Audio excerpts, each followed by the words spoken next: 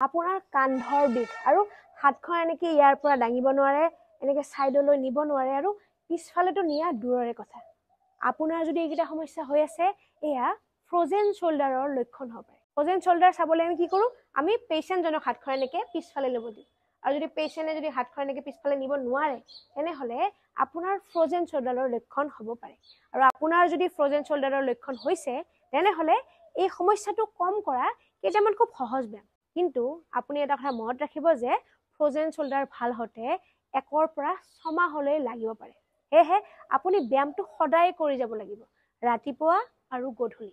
আহকচোন আমি ব্যায়ামকেইটা একেলগে কৰোঁ। ব্যায়ামটো কৰাৰ বাবে আপুনি ৱাল এখনৰ সন্মুখত এনেকৈ থিয় হৈ ল'ব।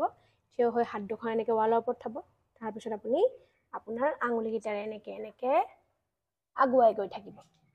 এটা কথা মনত ৰাখিব, ব্যায়ামটো কৰোঁতে আপোনাৰ কিলাকুটিটো যাতে একেবাৰে চিধা হৈ থাকে। আপুনি এনেকৈ বেকা কৰি নাদাঙিব।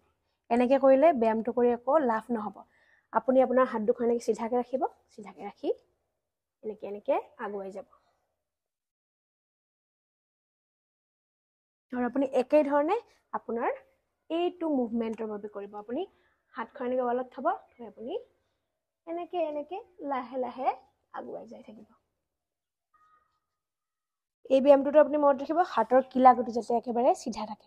3 নম্বৰ ব্যায়ামটোৰ বাবে আপুনি এনেকৈ পানী বটল এটা লৈ ল'ব। বটলটোত পানী ভৰাই ল'ব।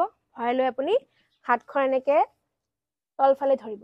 ধৰি লৈ আপুনি এনেকৈ আগফালে নিব, পিছফালে নিব, আগফালে নিব, পিছফালে নিব। হাতখন আপোনাৰ ওলমি থাকিব লাগিব। এনেকৈ ব্যায়ামটো 10 পৰা 15 বাৰ পুনৰাবৃত্তি কৰিব।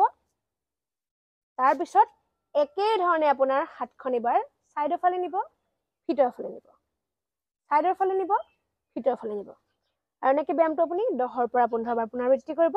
শেষত আপুনি কি কৰিব, হাতখন এনেকৈ গোল গোলকৈ ঘূৰাব। এনেকৈ ঘূৰাব আৰু একেধৰণে আপুনি আনটো ছাইডেও ব্যায়ামটো কৰিব। নেক্সট ব্যায়ামটো কৰাৰ বাবে আপুনি যিকোনো এনেকৈ এডাল লাঠি লৈ ল'ব। লাঠিডাল লৈ আপুনি 2খন হাতেৰে ধৰিব। ধৰি লৈ আপুনি এনেকৈ চিধাকৈ দাঙিব চেষ্টা কৰিব। এইটো কৰিলে কি হয়, আপোনাৰ যিখন হাতৰ বিষ নাই, সেইখন হাতৰ সহায়েৰে আনখন হাত আমি এনেকৈ দাঙিব পাৰোঁ। এনেকৈ আপুনি 10 বাৰ ব্যায়ামটো কৰিব। তাৰপিছত আপুনি এনেকৈ পিছফালে লৈ ল'ব। পিছফালে লৈ আপুনি এনেকৈ দাঙিব চেষ্টা কৰিব। এনেকৈ আপুনি ব্যায়ামটো 10 বাৰ পুনৰাবৃত্তি কৰিব। মোৰ তাত ভাল লাঠি নাছিলে বাবে এইডাল ব্যৱহাৰ কৰিলোঁ।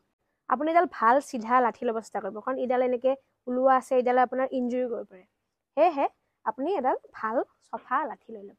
আৰু আপুনি যেতিয়া এইকেইটা ব্যায়াম সদায় কৰি যায়, আপোনাৰ ফ্ৰজেন শ্বল্ডাৰৰ বাবে হোৱা কান্ধৰ বিষৰ সমস্যা একেবাৰে নাইকিয়া হৈ যাব। বহুত জৰুৰী ভিডিঅ', কাইণ্ডলি সকলোকে ভিডিঅ'টো শ্বেয়াৰ কৰি দিব। Thank U.